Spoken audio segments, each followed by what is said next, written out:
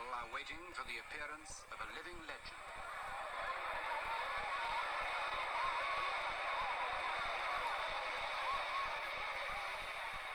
Ministers of government, ambassadors and their wives, princes of the church. By now they've probably lost count of the number of times they've waited here at Addis Ababa airport for the same extraordinary man. In a moment, he'll step from the door of this aircraft to a scene that's even more familiar to him.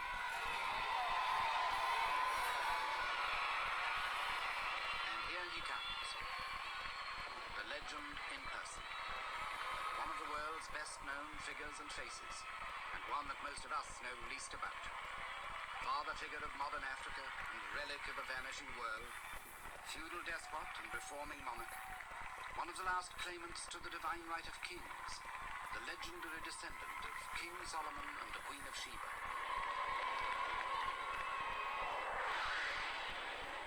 His Imperial Majesty, Haile Selassie I, conquering lion of the tribe of Judah, elect of God, King of kings, Emperor of Ethiopia.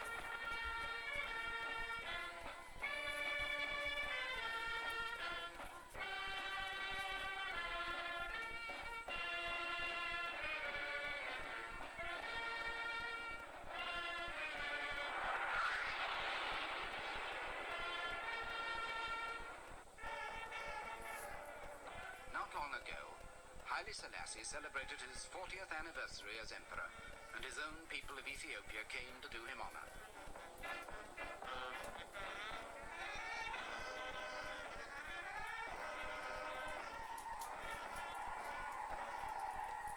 But Haile Selassie in his time has been far more than just the ruler of a small African state. He's become one of the great survivors of our day and of yesterday, riding out in shrewd triumph all that the 20th century could throw at him.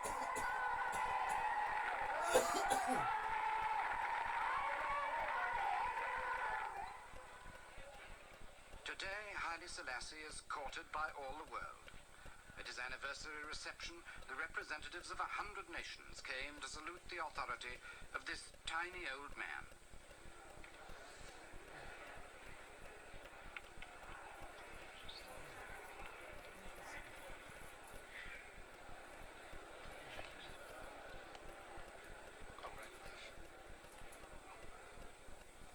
He was probably the first African leader to be treated by white men as an equal, and the first to be sacrificed by them in the name of appeasement.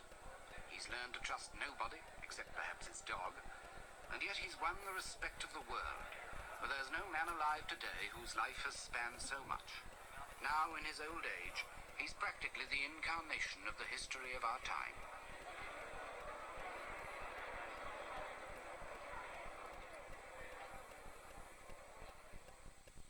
Time began for Haile Selassie in this remote corner of the Horn of Africa in 1892. In London, Queen Victoria had celebrated her Golden Jubilee. In Africa, the colonial powers were carving up the continent, but the world Haile Selassie was to grow up to had not been dreamed of. He was born in a thatched hut and christened Tafari Makonnen, and though he was of Ethiopia's royal blood, his childhood on these hillsides was as carefree as childhood should be.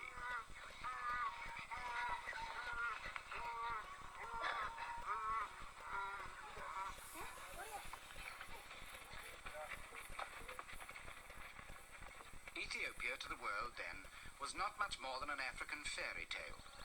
In European romance, it was the land of King Solomon's mines, Prester John and the Queen of Sheba, the place called Abyssinia, where the tribe of the Habeshan was supposed to live. Only a handful of foreigners had reached its interior, and found among its mountains the source of the Blue Nile.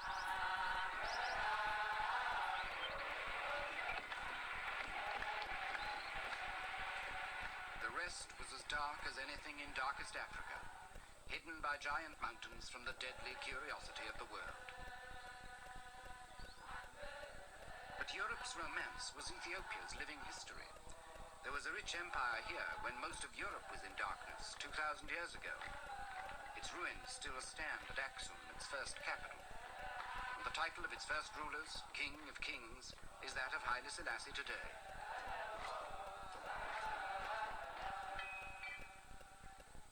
The empire's history since then is a rich confusion of fact and legend. There are still 50,000 people like these in Ethiopia who call themselves Jews of the House of Israel and claim descent from the first Jews out of Arabia 3,000 years ago. They observe the Jewish Sabbath and mark their pottery with the Star of David.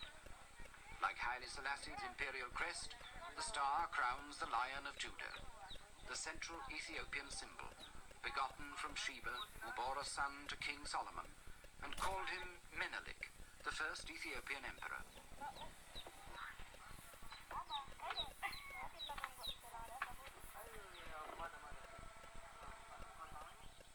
But the central tradition of Ethiopia is Christianity.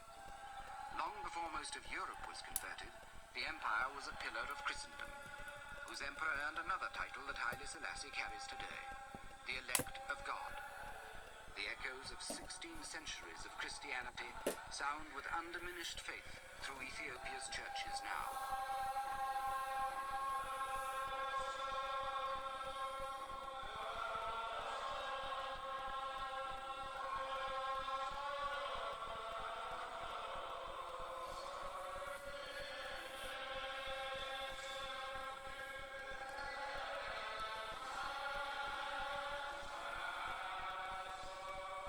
The church in Ethiopia was a sort of barbaric Byzantium, and a crusading church as well, bestowing the light of Christ upon the heathen tribes.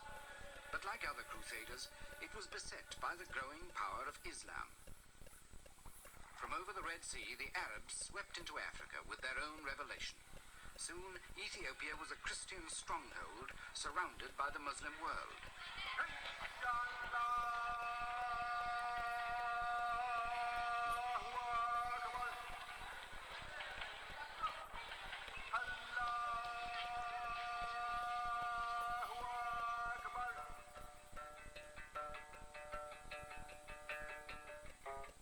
Hidden in the mountains from the Muslim invasion, the emperors and priests of Ethiopia kept the Christian faith alive.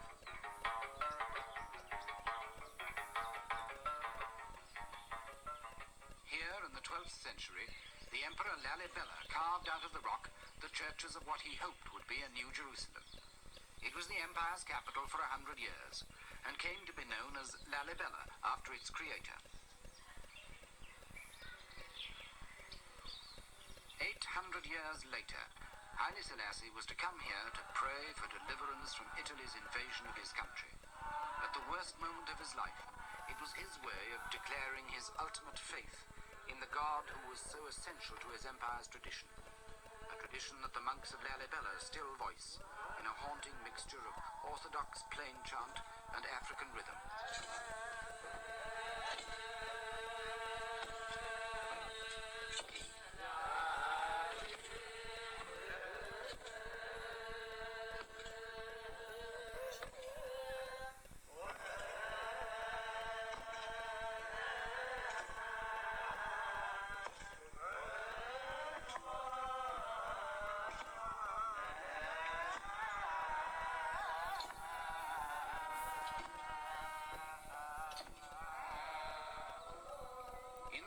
Struggle with Islam, church and state became inseparable, and the Christian powers of Europe sent emissaries to the emperors to help them against the Muslims. One of them may have been Prester John, some Western Father Jean perhaps, exiled and forgotten here for a lifetime. But in spite of Western help, many of the empire's provinces were overrun. The emperors themselves became nomads, wandering the highlands from camp to camp, until here at Gondar in the 17th century, they came to rest again in renewed splendor.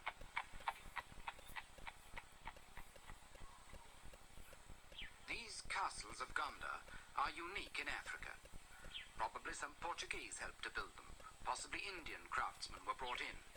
But they're a sign of Ethiopia's special distinction in Africa as a place where the non-African world made some early mark on the continent.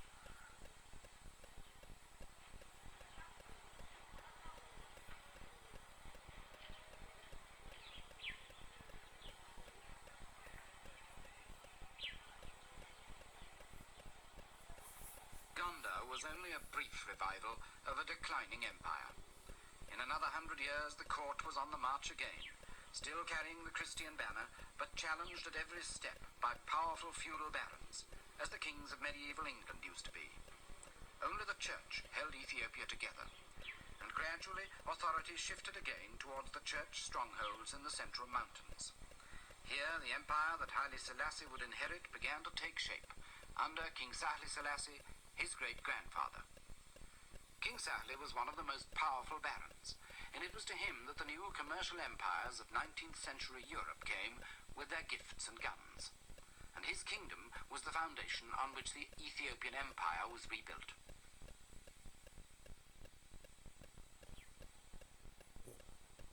Its revival was heralded by a Christian crusade, led by a man who was half monk, half warrior, and who defeated all other contenders for the throne, the Emperor Theodore.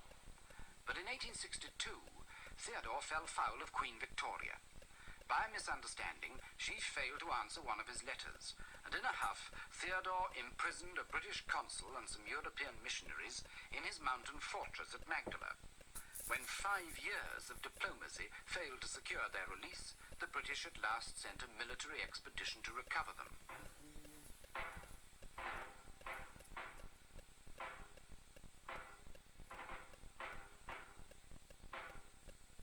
It was a ponderous exercise, but effective. With elephants, gun carriages, and Indian sepoys under the command of General Napier, they clambered steadily into the mountains that had been Ethiopia's best defense for so long. The Ethiopians were no match for them. They had few rifles and no artillery to save their old empire from the new world. As Napier's army approached their last stronghold, Theodore shot himself. The new concept of empire had triumphed over the old. Yet in Theodore's medieval crusade, there was a glimpse of a new Ethiopia. And 20 years later, under the Emperor Menelik, grandson of Haile Selassie and half-uncle to Haile Selassie, that glimpse became something like reality.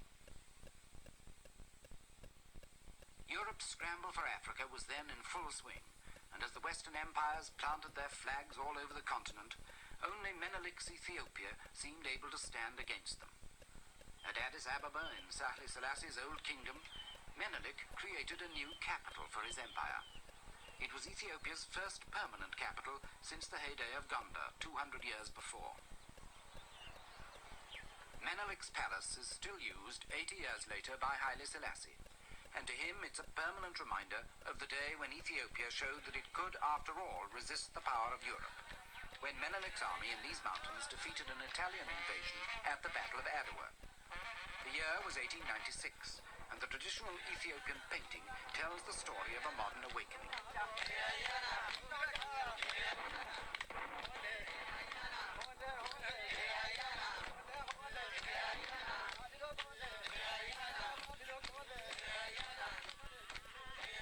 It was the first time a European army had been defeated by Africans since Hannibal beat the Romans 2,000 years ago.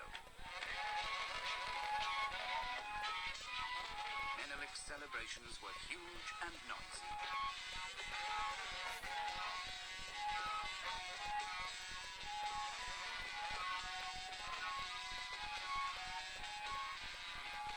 For days on end, the drink ran like water, and the tables were red with the blood of raw meat. In the rejoicing, the Ethiopians hardly noticed that they had still to pay a price for their independence. From now on, they would be enmeshed in the quarrels of the European powers. While the new ambassadors and their lady wives looked with astonishment at Menelik's medieval feasts, they were secretly seeking for allies here in the power struggle that was raging in Europe. Into this strange twilight world between yesterday and today, Haile Selassie was born. Now, after 80 years, he looks back on a lifetime that has spanned the gap between the 2,000 years of African tradition he inherited and our own jet-propelled international revolution that threatens to overwhelm him. One of his earliest memories is of the way our world first encroached on his, with the arrival in Ethiopia of the first British diplomatic mission to the court of his half-uncle Menelik. He was 5 years old. The year was 1897, just a year after the great victory of Adwa, and the British mission on its way to Addis Ababa stayed with the young Haile Selassie's father in the town of Harar. Harar then was a newly conquered province of Menelik's empire, taken from Muslim hands. Haile Selassie's father, Ras McConnell, was Menelik's governor for Harar and a favorite to succeed to the throne. In Muslim hands, Harar had been a secret city, closed to non-Muslims for centuries. 40 years earlier, the British explorer Richard Burton had only been able to get here disguised as an Arab. He didn't think much of what he saw. The streets were stony and narrow, the faces were stern and secretive. He thought they justified the local proverb, hard as the heart of Harar.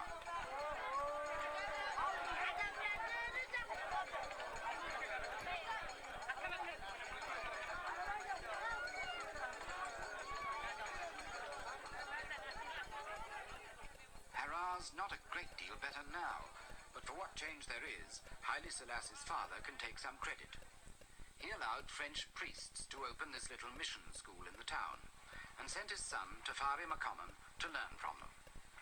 70 years later, French is still the only foreign language Haile Selassie speaks with any fluency. Today the school is little changed, but in coming here as a boy, Haile Selassie recalls that he had an advantage given to very few others in the empire at that time, and he's been obsessed with the value of education ever since. Is remembered by Haile Selassie as an unusually enlightened man. He built Harar's first hospital. He opened the first Ethiopian state school. And because he knew he might one day become emperor himself, and that Tafari would succeed him, he tried to prepare his son as best he could for the changes that he knew were bound to come from the traditional ways of the old world to the revolutionary demands of the new. So, throughout his boyhood, the young Tafari lived happily in his father's house, with a future that seemed secure. But suddenly, his father died, and Tafari passed at once from security into a world of medieval intrigue. He was only 13. Menelik was dying, paralyzed by a stroke. He had no son of his own, and with Ras McConnell's death, the last chance of a clear succession had gone. His court was racked with the jealous plots of rivals for his throne. There was Taitu, his aging queen. Zauditu, his daughter, equally determined to get the throne herself. Ras Michael, a powerful provincial warlord, scheming to put his dissolute son and Menelik's nephew, Liege Yasu, on the throne. Against such plotters, the young Tafari had no chance. He was exiled as governor of another conquered province. Meanwhile, Menelik's palace seethed with treachery and murder like the household of some African King Lear. For 5 years, the conspiracies tore the court apart, until in 1911, the doddering Menelik at last revealed his choice. Ras Michael's son, Liege Yasu, was the heir to his throne. The queen and his daughter were thrust aside, and Tafari McConnell joined Ethiopia's other barons in swearing an oath of loyalty to his rival. As a reward, he was sent to his father's old job as governor of Harar. In Harar, Tafari was safely out of the way, a week's journey from the capital. He was just 19, but he was experienced far beyond his years. Already he knew not only how to run a province, but how to play a waiting game, and he knew there was still a crown to play for. He needed all his caution, because when Menelik died at last, and Liege Yasu was crowned, the new emperor was already half mad with syphilis, turning from youthful dissipation to exotic vice and murder. He tried to murder Tafari on this lake near Harar, where Tafari often went boating with friends. This time, Liege Yasu bribed a servant to hole the boat so that it sank in the middle of the lake. The friend was drowned. Tafari survived by swimming ashore. The foreign embassies dabbled in these plots as well. The new diplomats who'd surrounded Menelik now imposed on these medieval intrigues the shape of approaching war in Europe. Germany and Turkey stood with Liege Yasu. Britain, France, and Italy swung to Tafari's side. It was 1914, and as the guns opened up on Europe's western front 4,000 miles away, the contest in Ethiopia took an older shape. Christianity once again prepared for a clash with Islam. A Muslim empire in Africa was the bait dangled before Lijiasu by Germany and Turkey, and in his craze for power, the new ruler of a Christian empire became a Muslim in all but name. For the Christians it was the last straw. Vice, murder and rape they were accustomed to, but apostasy struck at the heart of their tradition. Lijiasu was formally excommunicated from the Ethiopian church, and with British encouragement, Tafari was proclaimed regent, with the title of Ras, or prince. He was 24 years old. Zauditu, Menelik's daughter, was crowned empress at the same time. But the struggle was unfinished. Lijiasu was still free, and on this great plain north of Addis Ababa, his father, Ras Michael, gathered an army to restore him to the throne. It was another medieval scene. The horsemen were dressed in the monkey skins of war, with Ras Michael at their head. On the other side, Ras Tafari's men gathered for battle in the same way. In Europe, the bloodiest of modern wars was being fought with tanks, machine guns and poison gas. But here, the centuries rolled back as if to King Henry at Agincourt, or Richard losing his crown at Bosworth Field.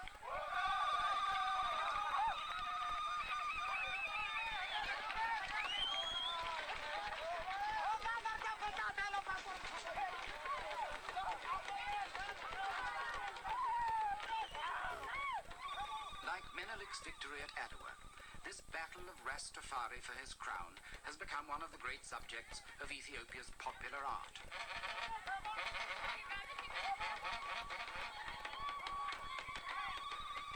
The battle lasted a full day, surging one way and then another. But in the end, the man who rode back to Addis Ababa in triumph was Ras Tafari. It was a victory that he still recalls as the turning point of his life. But almost immediately, he was embroiled in the outcome of the other war in Europe. At the Versailles Peace Conference, in their victory, the Allies again redrew the map of Africa. But once more, Ethiopia escaped. Playing off the great powers against each other, Ras Tafari kept his independence. Joining the new League of Nations, he put his faith in the latest post-war watchword, collective security. In such great company, one little country would surely be safe, for none would let another gobble it up. Instead, he hoped that all might compete in helping him to modernize his country and make it worthy of its place in the League. To extend his foreign contacts, he toured the European capitals. In London, the Times described his arrival as an historical event. In Stockholm, he met King Gustav, and the Swedes promised him doctors. In Brussels, he found financiers ready to invest in his country. The French were already in Ethiopia. They had completed a railway from the coast to Addis Ababa in 1918. It was Ethiopia's first physical link with the modern world, and it helped to establish Addis as a permanent center of Ethiopian government, as no capital had ever been before. But Tafari still needed all the foreign help he could get. Most of Ethiopia was still sunk in the Middle Ages, and Addis Ababa was still only a ramshackle place of tin roofs and open drains.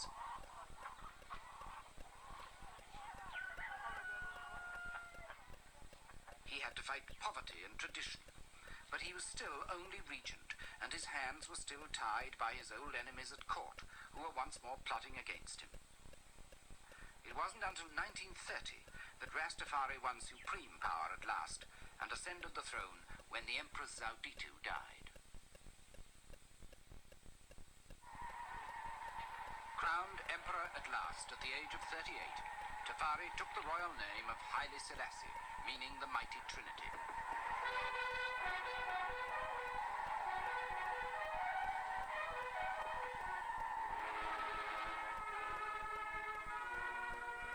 His coronation was attended by men of rank and circumstance from all over the world.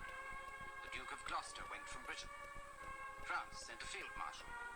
Italy, the heir to the throne.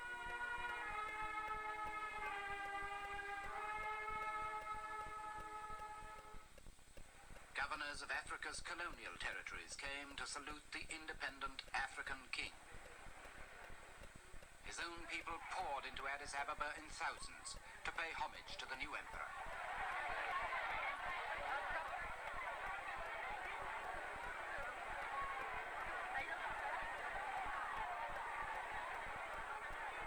At this moment, Ethiopia seemed about to be the first country in Black Africa to step hopefully into the modern world. Instead, the modern world marched almost at once into Ethiopia, far more brutally than before. Benito Mussolini, the Italian dictator, proclaimed he would create a new Roman Empire, and he aimed at the one place left for imperial conquest in Africa, Haile Selassie's Ethiopia.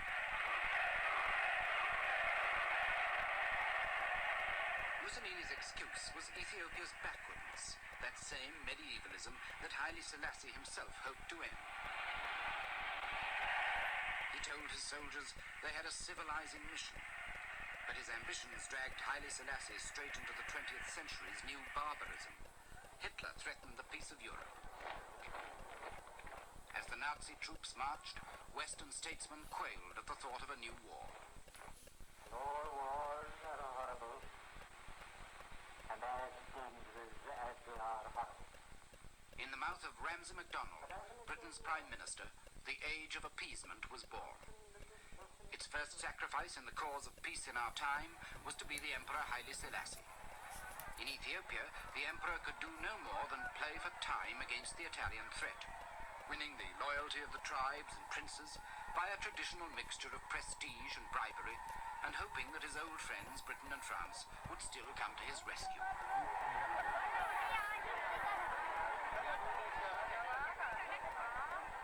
But Haile Selassie and his men were whistling in the dark. The Italian troops were already embarking, and Britain and France would do no more than proclaim an embargo on arms sales to both sides. For Italy, with her own arms, the embargo was a green light. For Ethiopia, it was a death sentence.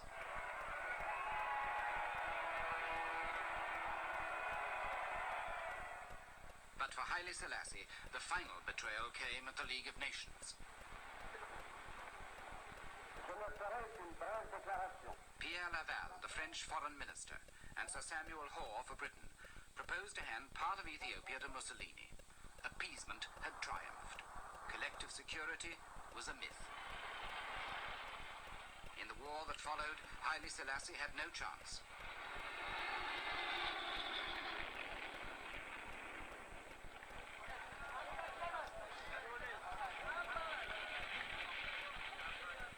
Years earlier, Haile Selassie's father had helped Menelik to beat the Italians at Adwa.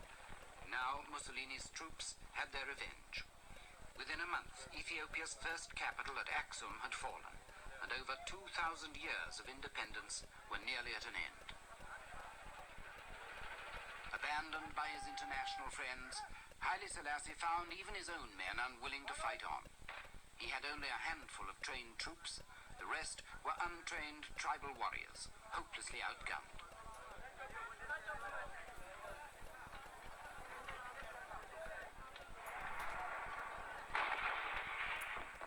Before the Italian assault, the emperor's army disintegrated, and at Easter 1936, Haile Selassie left his men to make a pilgrimage to the rock churches of Lalibela and to pray for his country. His prayers were unanswered. A month later, it was all over. In 8 months of steady advance, the Italians had lost only a few hundred men. Haile Selassie had lost an empire. On the 2nd of May, his family took the train from Addis Ababa to Djibouti.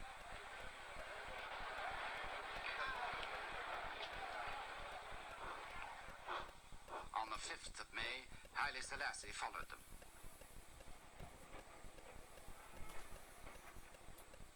He left behind the agony of defeat to confront his betrayers at the League of Nations. Ladies and gentlemen, the second speaker on the list is His Majesty Nicholas Haile Selassie. He did so with a dignity that has become a legend. Monsieur le Président, Monsieur le...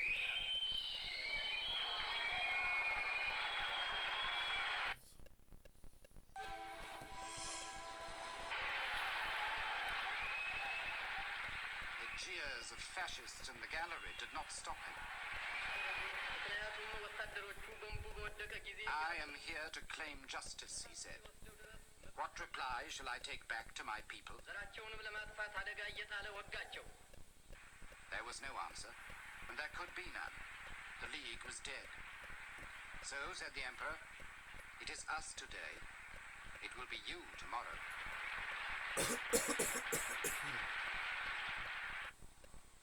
Haile Selassie went into exile in Britain. He was 44, and it seemed then as if his life's work had ended before it had begun. He vanished in the gathering storm of war that his downfall had started. Hitler had already re-entered the Rhineland. Austria was soon occupied. Munich was to follow, then Czechoslovakia, and finally the German army marched into Poland, and at last the world woke up. Britain and France declared war on Hitler's Germany. The age of appeasement was over. But as Europe went to war, appeasement's first victim seemed more than ever forgotten. Only when the war widened still further was Haile Selassie remembered again. When Mussolini joined Hitler in 1940, the Emperor automatically became Britain's ally, and his futile exile came to an end. Within weeks, Haile Selassie was back in Africa, waiting for the British to mount an invasion of his own country. The campaign was one of the swiftest and most successful of the war. In less than a year, the Italians were defeated, and Haile Selassie was on his way back home. He flew into Ethiopia from the Sudan, and while other troops fought their way to Addis Ababa from the coast, he returned by road through the mountains. Just above Addis Ababa, he stopped for a first look at his capital, 5 years to the day since he had left it. What one imperial power had put asunder, another had restored. The legend of Solomon and Sheba was rekindled. The Lion of Judah had returned. Ethiopia rejoiced, and so did Haile Selassie. For him, it was one of the greatest moments of his life, a chance to start again.